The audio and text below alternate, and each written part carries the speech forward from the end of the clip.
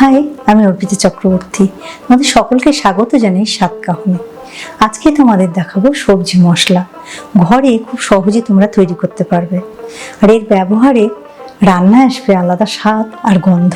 তাহলে চলো শুরু করি। সবজি মশলার জন্য এক এক করে আমি উপকরণগুলো দিয়ে রোস্ট করব। 2 টেবিল স্পুন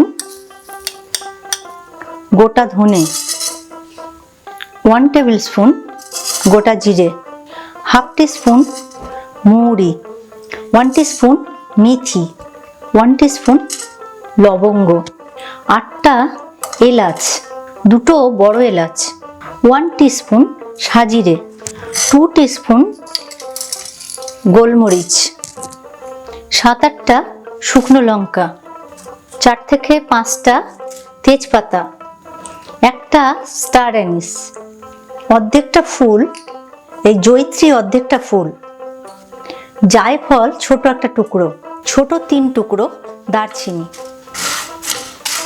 এগুলোকে আমি এবার একটু রোস্ট করে নেব, হালকা করে, জাস্ট একটু গন্ধটা বেরোতে শুরু করবে, কারণ খুব বেশি করব না, তাহলে এটার অতিরিক্ত মশলাগুলো থেকে তেল বেরিয়ে সেটা নষ্ট হয়ে যাবে। মশলা ফুটতে শুরু করেছে, আমি এবার অফ করে দিচ্ছি। এটার গরমে গরমে বাকিটা হয়ে যাবে। শেষে কসুরি মেথি দিচ্ছি এই 1 টেবিল স্পুন মতো, আগে দিলে জ্বলে যেত। ঠান্ডা হয়ে গেলে এগুলোকে গ্রাইন্ড করে নেব।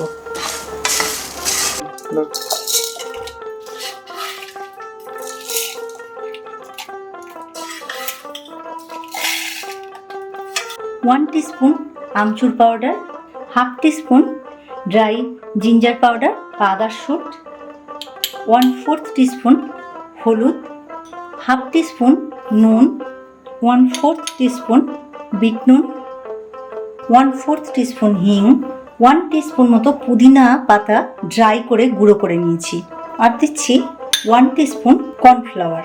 এগুলো দিয়ে এবার আমি গ্রাইন্ড করে নেব।